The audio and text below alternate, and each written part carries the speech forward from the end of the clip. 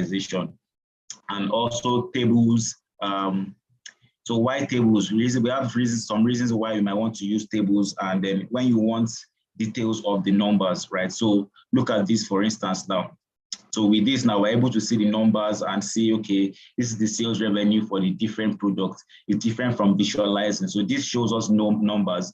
This helps us to make precise comparison, right? So in terms of, so it depends on who you are communicating with, right? So the set of people you are communicating with might also influence the sort of visual that you use, whether you want to use a table or whether you want to use a visual. But even beyond some of this, within the scope of Excel, there are some operations that you can perform, or there are some operations that you cannot perform unless you have created a table, right? So let's say, for instance, you have a data frame or you have a data set within an Excel sheet. If you do not create a table, if you do not create a table for that data set, you are not going to use features like pivot tables. So someone say something. I think I just made. Okay, yeah, that's true. Oh boy, hey, you just reminded me. Okay, so so if you don't create a table, for instance, you cannot use features like pivot tables and some other functionalities within Excel that you have to put your data set within a table and create a table. So if you had data that was just in cells within an Excel, let's say, for instance, you have data in column H and I, that's not a table. It's not a table until you physically create a table, right? So if you have data in column H and I, you will not be able to create a pivot table unless you convert that to a table. So those are some instances of where you might want to use a table, when you want to perform some certain operations in Excel, right? So let's look at some of these again. We have examples of differences between using tables and using visual. So here we can see patterns and trends, right? So with this visual here, we can see the sales of products on different days of the week, of different weeks of the year rather. So we can see that, okay, the sales peaked in week 24 and the sales were lowest in week 18 and week 40, right? So with this, you are able to identify patterns in our data set that we have. So that's one thing that visual does for us. And moving to the next one, of course, so pictures tells 1,000 words. So here you have the difference between tables. So you have this same table here, right, is what we have in this visual. So we have sales of sum of revenue by month, and then we have the sales channel, right? So we have May, June, July, and then we have the different sales channel: email, coupon, in-store sales, web sales, and grand total. So here you can see this same table is what we have represented here. So you see May, and then you see the legend, which is email, coupon, in-store sales, and website sales. So what you are probably going to take a few seconds to process by looking at a table like this is going to take you less time to process it by looking at this visual. And there are different ways that you can represent this, right? So this is a clustered column chart, and this is a stacked column chart.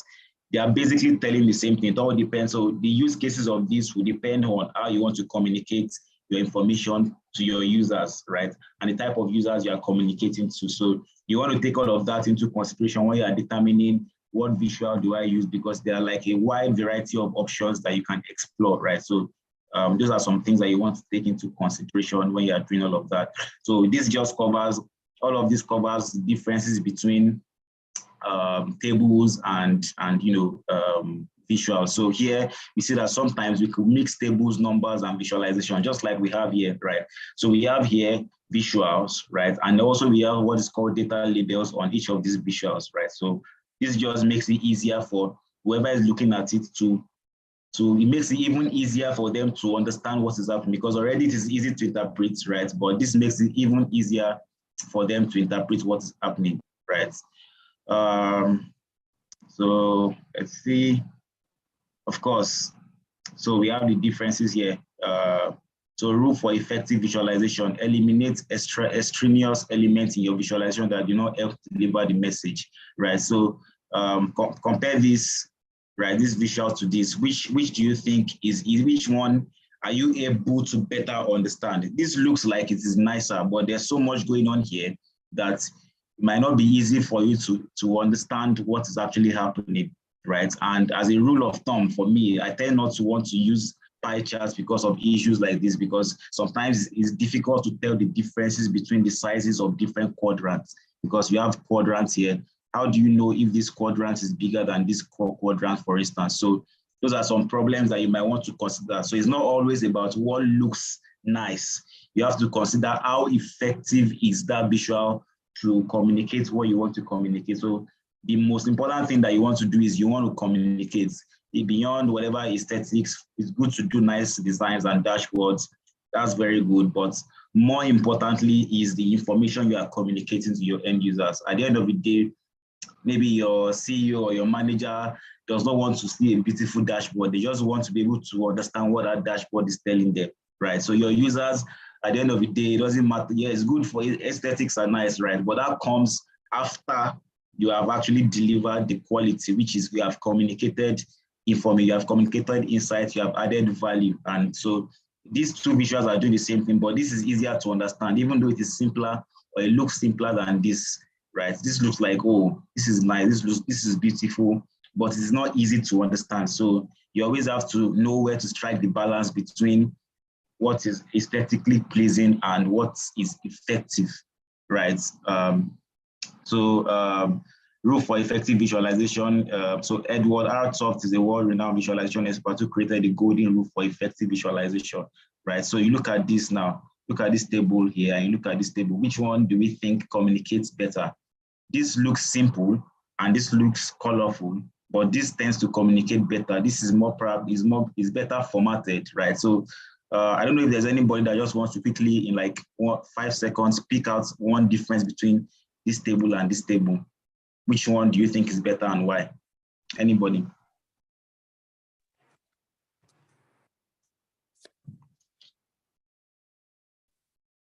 Are there any takers?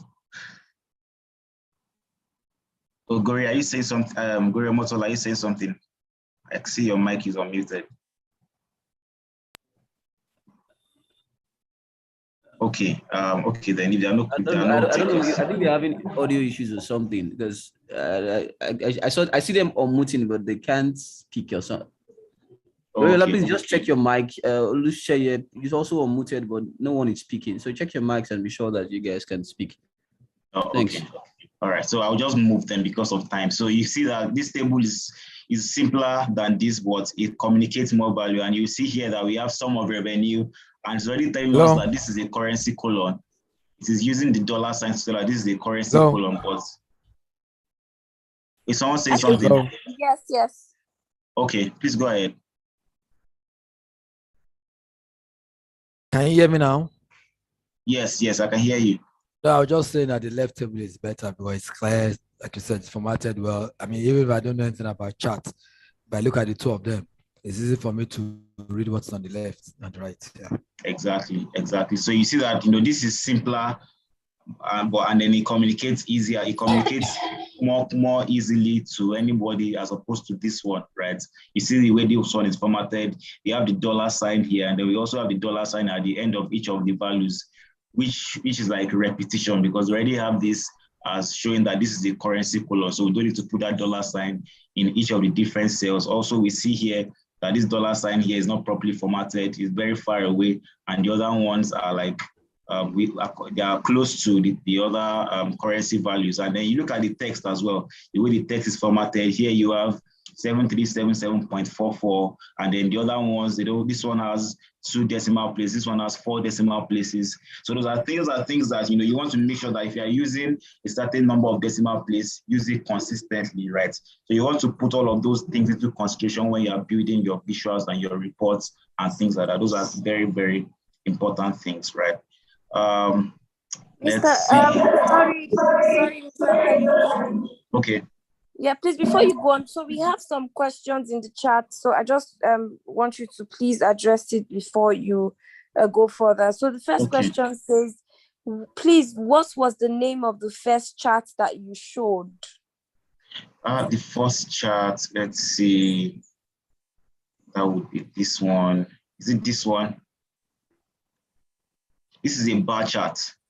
Please, Olushaya, is it this chart? Not this one. There was one that was like price going up and down like a wave. Is it this one? Yes. This is a line chart. A line chart. Okay. Yeah, this is a line chart. Yes. Okay, so we have another question before you go further. So this is from Iwaini. I think it's more like a concern. She said, please, can you teach us like a layman, put us through the Power Query and the pivot table from scratch, like we don't know it at all? Okay, so we're going to get to, I think we're going to get to a bit of comparison of Power Query and Power Pivot and then using VLOOKUP, but I'm just going to brush through, right? I'm just going to brush through some of these topics because of the limitations of time. If 1 hour is not enough for us to treat just Power Query, so I don't think we can cover it within this time, but I'm just going to brush through, and then you can then go further. And if you have any question, of course, you can always hit me up on any of our channels, and I'll be happy to answer any other question that you have. Sorry, Mr.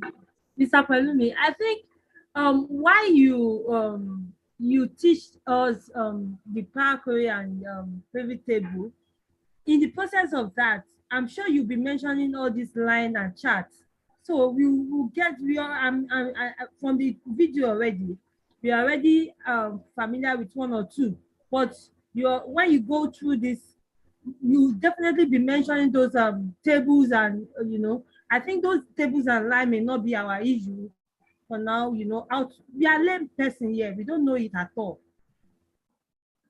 Yes. Okay. So that's why that's the essence of just trying to see if whatever questions that you have, so that we can tackle them as much as possible within the time frame that we have, right? So Power Query, Power Pivots, I'm sure that those would have been part of, because I think I saw some of those would have been part of the videos, how to working with Power Query, working with Power Pivot tables, working with pivot tables, and other things like that. But what we are just trying to do is to make sure that we try to tie everything that you have learned together. So trying to make you see the reasons why some of these things are applicable, why you should do things some certain way, right? So that's what we're trying to do here. So, or if you have any questions about, using, maybe you have tried to implement some of the things that were shown in any of the videos and it's not clear, and you have any questions about it, you can easily just reach out to me on the channel, and I'll be happy to answer them. Maybe take a screenshot or something, and if maybe we could get on it. Okay,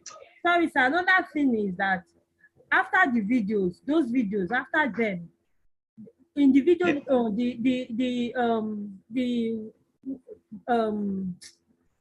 person teaching the video will say there's example in this and this, but we don't have access to those samples that we can use to practice. Okay, sorry, please let me just address that, Mr. Palumi. So the files that you need, they've all been posted on the Google Classroom. So if you go back, everything has been updated. So if you go back and you check your classroom where those files were posted, everything has been included in all the days. I myself, I practiced with some of the files, so they are all there now. So please check. Yes. Yeah, thank you. Okay. Thank you. I think I got this file too from the Google Classroom, so I'm sure you'll find it there. Okay, so these are some steps to formatting a table. So just some basic, so this is not like a cast in stone things, just, for different scenarios will require different approaches. But these are just common steps that you could use to format a table. Remove all formatting, light fill color, number formatting, paste special operations, multiply by 100, bottom border, column width, paste copy special, page setup, and things like that. So these are just some ways that you could. So if you have this, so this is a table, right? So if you have a data frame, right? There's a difference between a data frame and a table, right? So a data frame does not become a table until you do something like this, where you apply borders and then you actually create a table around it, right? That's when it becomes a table. And when you create a table around it, Excel has different functionalities that allows you to format that table in whichever way that you want. So it all depends on how you want to format it, whether, let's say, for instance, this is percentage change and you want to format it as percentage, for instance, you could just easily come here and change it to percentage. Let's say, for instance, this is currency, and let's say you want to change it to another data format. There are different data types here. So if you come to this general here, there are different data types that you can actually format those columns, and that's just text formatting, right? So there's really no one size fits all that, that say that this is how you format tables. It all depends on how you want to communicate, right? So, but there are some guiding principles that would help, and such as the ones that you have here. Dark ink ratio should be high. So if you have like a gradient from maybe high to low, you don't want the high ones to have the lighter colors. Let's say, for instance, let's say you have a range between 0 and 100. You don't want the 97s and the 96s to be maybe bright blue or maybe bright red or bright green. You want those ones to take like the deeper colors, and then the lesser numbers, you want those ones to take the lighter colors. And horizontal lines are generally necessary only for separating column titles and data values, right? So you probably most times will not need so much of horizontal lines. And what are the difference between horizontal and vertical lines? So in large tables, light shading can be used to differentiate columns. This might not work in all cases, but if you want to differentiate different columns and you want to be able to pick out different columns, you can just use different colors to, sort of like color code each of those columns. And a way to do that is you just select, let's say, for instance, this is a column in the table, you could just fill this column with whatever color that you want to fill it with, right? So those are ways that you could actually design your table. So if you go through all of this, you look at some of those design principles that you can use to format tables.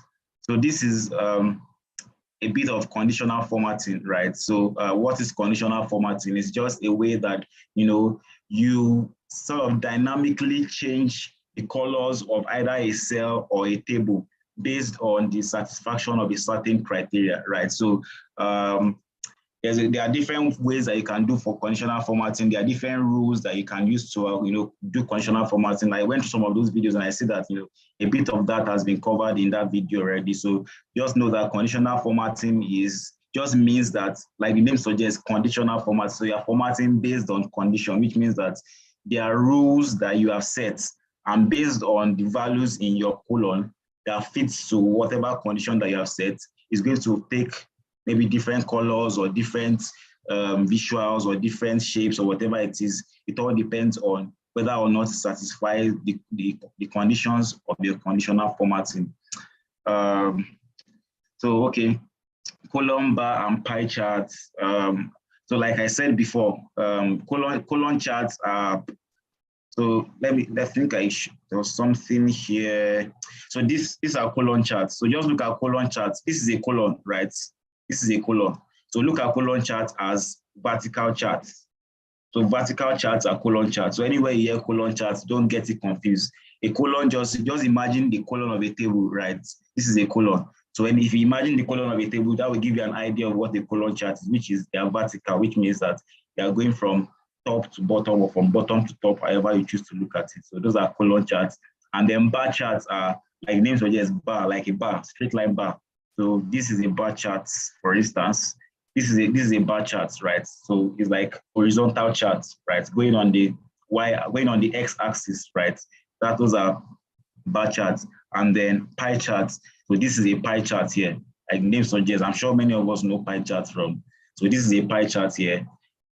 Personally, I have my own reservation for pie charts, right? But if pie charts works for you, and I'm sure that maybe as you go further in your data journey, you will discover what columns or what visual works best for you. But as a rule of thumb, I tend to avoid pie charts because of issues with identifying gradients. People's eyes are not very good at catching angles, right? So if I say if I just put a pie chart here, it might be difficult for you to tell which is which, especially when these gradients are not so distinctively different from each other, right? So it might be difficult to call. So, but then that's pie charts.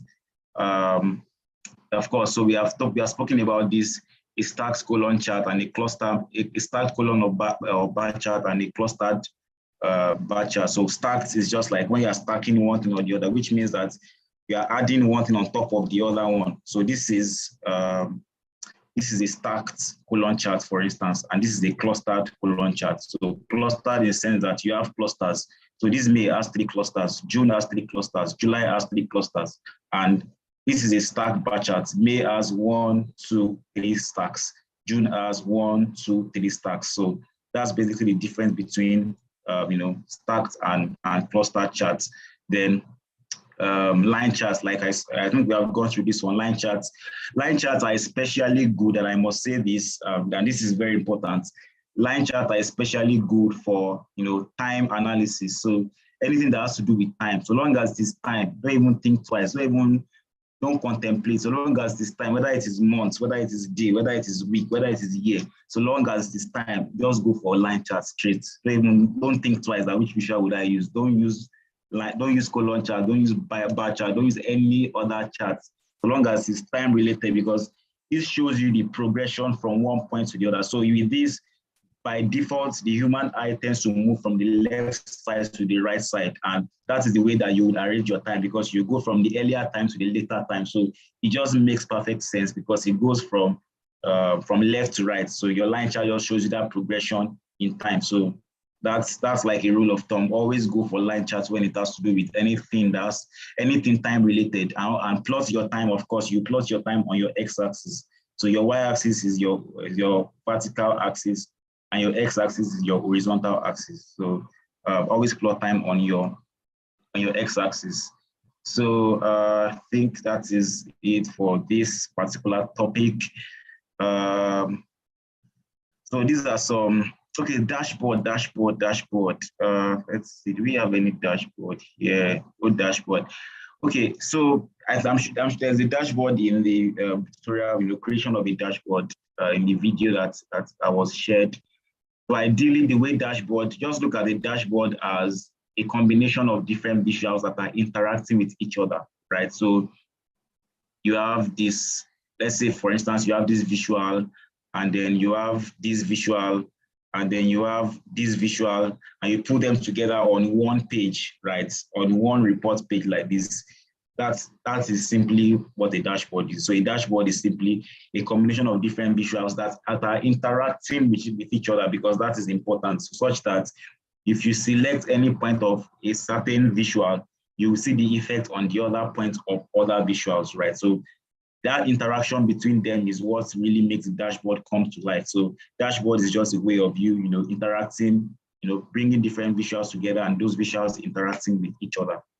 So I guess that's about it for formatting and tables and dashboarding. So let's see. Okay, so let's move to the next. Let's move to the next one, which is EDAP 6. Okay, so here we are talking about Power Query. So I'm going to take questions, but I just want to run through everything so that we can just save time. I will just take all those questions together, right? So what is Power Query? So I don't know if anybody has, maybe you have worked with Power Query, or maybe during when you were watching the video, you saw Power Query. Okay, there's a question. Okay, if you have questions, okay, all right. So Power Query is just simply an extension, or like a fraction of Microsoft Excel, and also it's also available in Power BI and analysis services, right? There are so many different Microsoft BI tools that you find Power Query, and it looks the same everywhere. So you'll be able to work, if you can use Power Query in Excel, you can use it in Power BI, you can use it in analysis services, right? So Power Query is that engine that works behind the scenes in Excel, right? And let's see what we have here.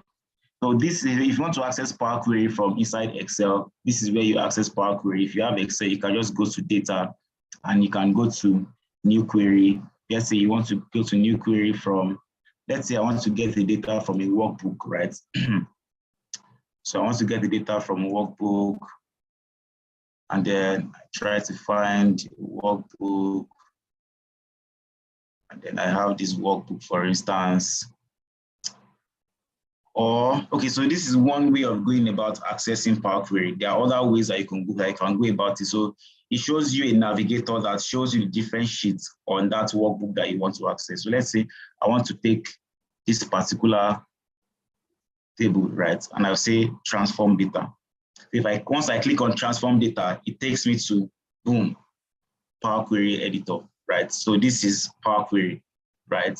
So here in Power Query, there's like an array, like a galaxy of unlimited stuff that you can do within this small thing that is called Power Query, right? This is one of the most powerful, if not the most powerful tool within the Microsoft BI Excel, or within Microsoft Excel, right? This is one of the most powerful tools. And if you are able to master Power Query, trust me, you have done like 70% or maybe 60% of the entire work, right? Because a lot of stuff that we have to write formulas for, if statements, things like that, you can actually do all of that within Power Query. And the beautiful thing about Power Query is that you can actually automate processes. So let's say, for instance, I want to add a colon here, and let's say I had a custom colon, and then that colon is supposed to do, let's call it custom. I'm supposed to do maybe revenue times, let's say I want to multiply week. Let's say week is a number. Let's say it's not week of year. I'll just say week, right? I can either type that, or I can just drag and drop it from here, really. So let's just drag and drop. So week times revenue, right? And I say, okay. So this creates a column for me called custom, and it's multiplying these two columns together. Now, let's say, for instance, I've done this for this particular process, and I want to make sure that I have to do this process every other day, right? The beautiful thing about Power Query is that if I do this thing once, I don't have to repeat it every time. Once I've loaded it now once, subsequently, if I need to do this operation again, all I need to do is to just refresh from within Excel, and that process is completely automated. I don't need to repeat it every other time.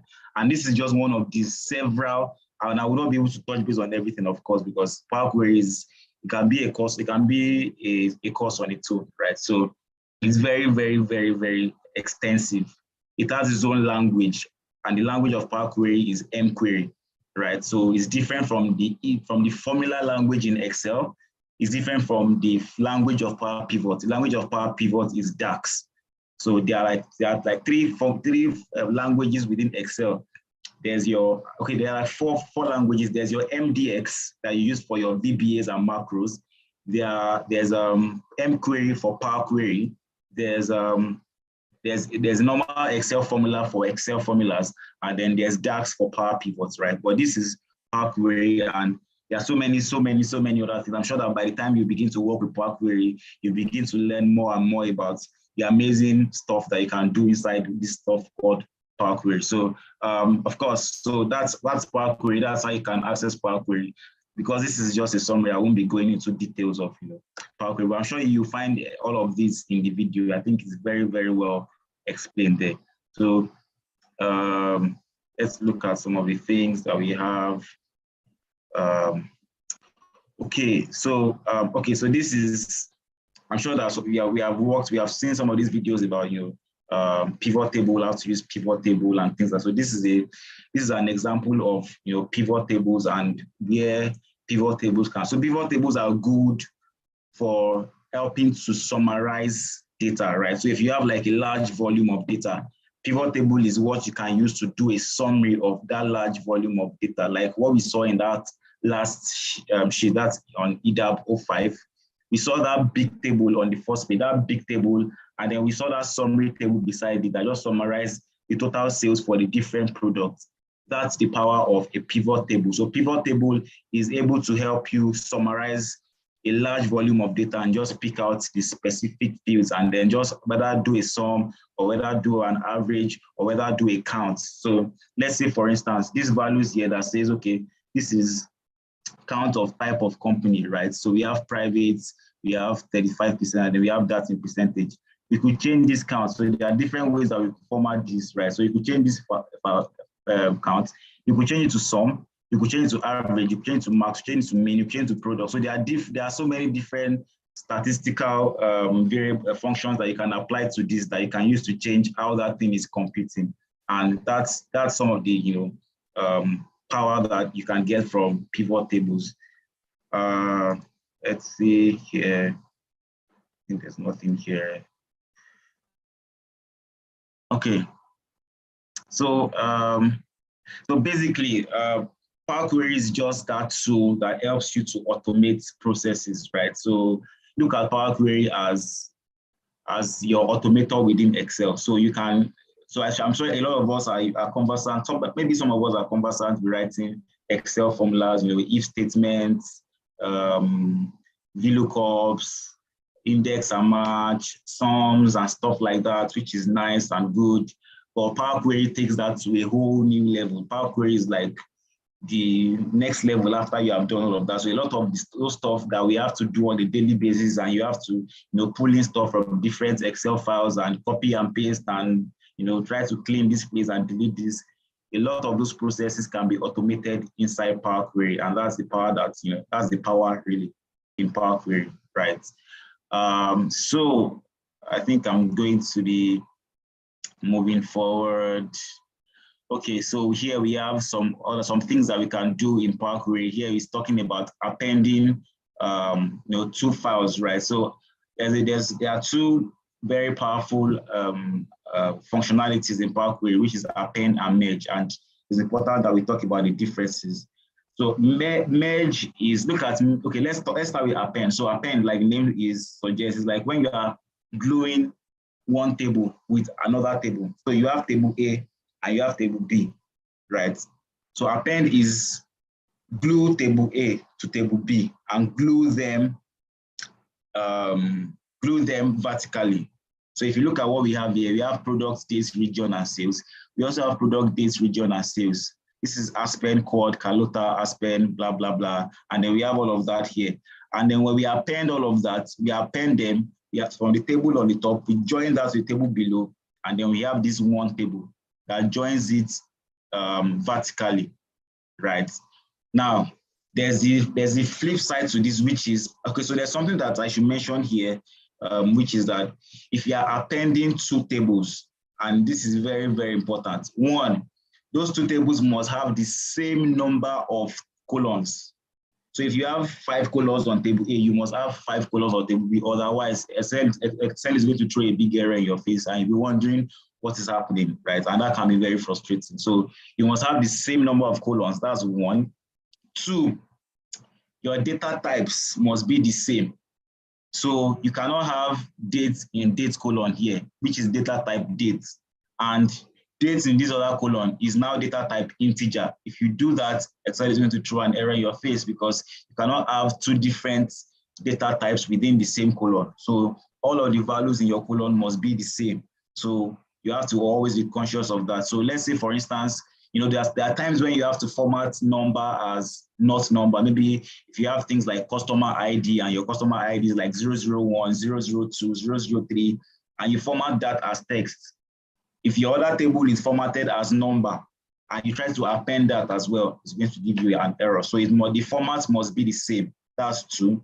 And then 3, which is also important, is that the names of your column must be the same. So if you have products here, if you have as much as product and then space bar on the second table or on the third table that you want to join, it's going to give you an error. So you have to be sure, you have to be very careful because Power Query is very sensitive to case, sensitive to space bar and things like that. So if you have products full stop and then you are on the second table, you have products, it's going to give you an error. If you have products space bar and on the other table, you have just products without space after, it's going to give you an error. So it must be products, it must be date, it must be region, it must be sales. So you have to take note of that when you're appending. The column names must be the exact same. The values the data types must be the exact same. And the structure, which is the number of columns, must be the exact same. So that's append. And the other flip side to append is merge. So merge is just you joining one table to the other horizontally. So let's say, for instance, I have the table and I have, after this, the first column of this table is maybe product ID, and I have product ID, maybe 111, 112, 113, 114, 115, 116, and 117. And then I want to join this to another table that contains the name of the supplier of that product, right? So for each product, I have the name of the product name, the product ID, and the supplier. And I want to join the name of the supplier to this table that I have here, right? So I want to join the name of the supplier to this table. So what would I do in that case? I would do a merge. So a merge allows me to join one table to another using one column that those two tables have in common, right? So if there's product ID here, there must also be product ID on that other table that I want to merge. So it is that product ID that I will now use as the basis for merging them together. So maybe eventually, if you go further your data analytics journey, you are probably going to do this when you're talking about joins and all of that in SQL. Maybe if you have done a bit of sets, right? So this is what is called an inner join, right? Or is what you might call an A intersection B, right? So A intersection B is those things that are those things in A and those things in B, you bring them together. So that's sort of like the inner join.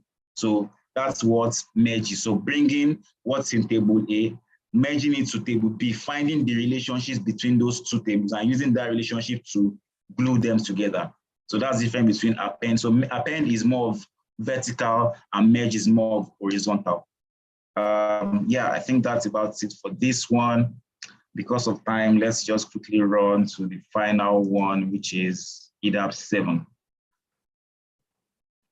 Okay, so because I might not be able to really go deep, but then I'll give as much time for questions. So VLOOKUP, Power Query, and Power Pivots. I think so. When I saw this topic, I was trying to find the relationship between these two because I feel like these are like three different concepts. But then, okay, yeah, there are different instances where you might want to use each of these, right? Remember what I said before about you having maybe a supplier table and then you have the sales table, and then you want to know which supplier is supplying which product. So you want to bring the name of the supplier and merge that to the sales table. There are different ways that you can do that. You can either use VLOOKUP for that, where you are using, of course, you have to have a key, which in this case will be your product ID, which is also in your supplier table. So you can use VLOOKUP for that. And I'm sure that you will have gone through VLOOKUP in the video where you can look for a certain value in another table, right? And then from that table, from that value, using that value, you can pick out the whatever you want to get from whatever column in the other table. So that's VLOOKUP. The other way that you can do that is what I explained in Power Query, right? So you can do a merge in Power Query. And the third way that you can do that is in using relationships in Power Pivots, right? Let's see if there's anything that touched, because I think that we have touched base on Power Query. The only thing that I've probably not touched base on is the Power Pivot relationship. So let's see. Of course, we have gone through VLOOKUP, right? So VLOOKUP is just, you using a particular value in one table to look for the corresponding value in another table, right? Let's see. Okay, this is fine. Okay, this is fine. So look at this, for instance, you have transaction and you have product. Now, what you have here is that you have ID, and then you have another relationship here, which is product ID. And you are using this product ID. So let's say, for instance, I want to know the costs for every product I sell, right? I can do that in three ways. I can write a VLOOKUP function that says, okay, use this ID in transaction table, go and look for this ID in product table and give me the cost. That's one way. I can do it by using Power Query where I say, okay, join this transaction table, join it to product on this ID to product ID, and then add cost to this my transaction table. That's true. And the third way now, which is now Power Pivot, which is using relationship, is that I can then leverage on this relationship that exists between transaction and product. And this is, I'm just quickly going to touch base on this. If you see this sign here that looks like an infinity sign, and you see this one that looks like a 1 sign, this tells you that this is a one-to-many relationship. So this is a 1, which means that on this product table, this product ID, there's no duplicate on product ID. for every row of products that is on this product record that is on product table, there's no repetition. But, you know, of course, if you sell a product today, you can sell that same product tomorrow. So if you sell a pen today, tomorrow you can sell a pen. You can sell a pen on Tuesday. So you can have multiple pens still. So it means that your product ID can appear multiple times in your transaction table. And that's why you have, you know, this many, this one to many. So from this now, you can just say, okay, for each of those products, because since you have just one record for every product, I can tell that, okay, this is the price of an iPhone X, right? Because I'll go to the cost, I have the product ID, I'll just go to the cost. This is the price of iPhone X. I have another product ID, which is 0112 iPhone 12, right? I have the cost for that one too. So every time I make a sale and I want to know the cost of that product that I sold, I can easily leverage on this relationship, and then I can guess the cost for each of those products. It doesn't matter how many times they appear in my transaction table. So that's basically, in summary, the difference between those three concepts of VLOOKUP, Power Query, and Power Pivot. So I think at this point, I'm going to pause and I'm going to allow us to ask questions. I'll stay a bit, so please, any questions on everything that we have touched base on today? Okay, thank you very much, Mr. Kalumi. That was really very, very, very insightful. Thank you so much. So if you have any questions, please, you can unmute yourself and ask your question, or type your question in the chat box if you don't want to do that. So please type your questions in the chat box or unmute your mics and ask your questions. Thank you.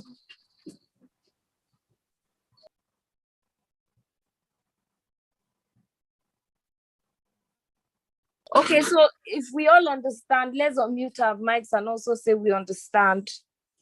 So if you understand, please, let's also unmute our mics and say that we understand. Okay, so if I have any other questions, I'll come. I've actually not gotten up to this point because I'm still on 5.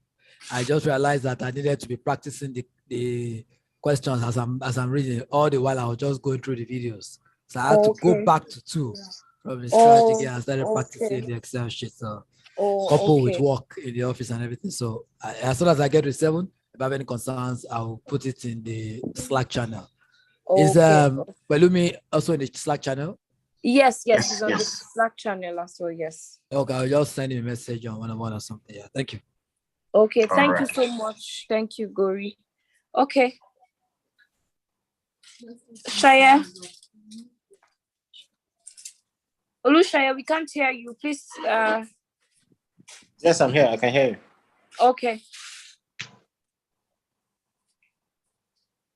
Okay, I thought you wanted to say something. Oh, no, I don't. Thank you. Okay. That's what I was asking. Okay, so yeah, the meeting was recorded. That's for Fumilaya who's asking. The meeting was recorded and will be shared as well. Thank you. So we don't have any other questions. Elizabeth, Iwani, Titi Lokwe. I'm just making sure that there are no questions before we wrap this up for today.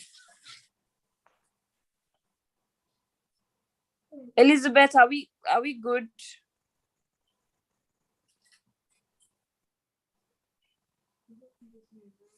No question.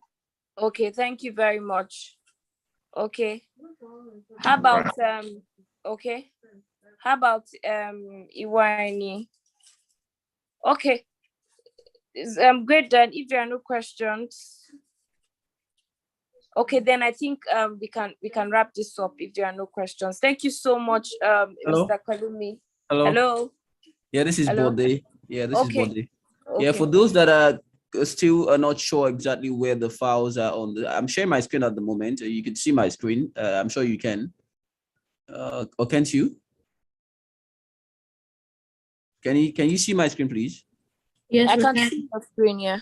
Yeah, good. So for every of the exercises or the content released, the formats are quite released in this going forward. I mean, you have the video and you have the exercise start files, you have the finished files, and you have a PDF that speaks to the entire presentation. So basically, you also have the covered topic. So in summary, this also helps you to understand exactly what was covered in that session. So you can also prepare your questions around these items, basically, right? So all of the contents that will be released going forward would come in this format, and therefore we can all have access to those contents. So clearly, you might see yourself clicking on this and then it covers the entire screen. But for you to download the video, the content, you have to actually download all of this first, right? And then you then start watching the video, okay? Right, so that's just what I wanted to share. Thanks, everyone.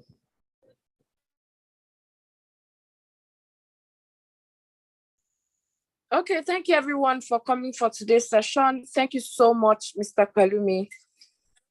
Hello, yes. Thank you for having me. Thank you everyone, and good luck. If you have any questions, don't hesitate to reach out to me. I'll be happy to help. Yeah, thank you so much. Hello, please. Yes. Can I just add that the sample should what the other man showed us on his screen. I just want to suggest that the sample that we should practice on should also be attached to that mail.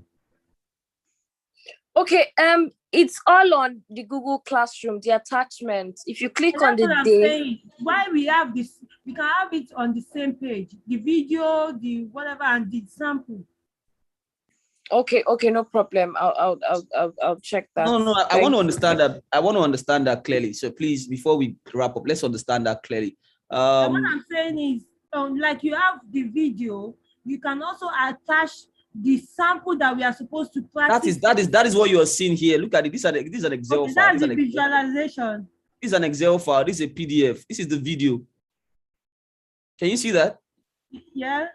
Or do I need to zoom? Visualization is the sample we are supposed to practice. Let me be clear. This is the video for the content. This is the only video for this content. The rest of these files are Excel files. They are sample files that the video references. And there's a PDF that also speaks to the presentation. That's all you have. Okay. There. I think I know what she's trying to ask. She needs to be able to download the Excel sheet and the PDF. For the Excel sheet, you click it, it opens as a Google sheet. You can now click download and save as Excel sheet. For the PDF, just click it and go to print and download. So I think that's what she's trying to say. How can she download it? Okay, so I'm just going to open it now. I clicked on it just now. I'm opening it. And then as soon as I open it, I click on download. It's going to load, and then I'm going to download it. There's a button somewhere up here to download. I think I'm not sure where. Okay, you can do file. Yeah. You can do file and download as Microsoft Excel. Yeah. And then you download. It just downloads on my laptop, and that's it. Okay. You can do that for all the other files as well, and you should be good to go. Okay, thank you. The PDF. Right. Can you also show the PDF? For the PDF, that one is okay. Sorry. The PDF. Let me just go back one step for. Sorry, quickly. Come on.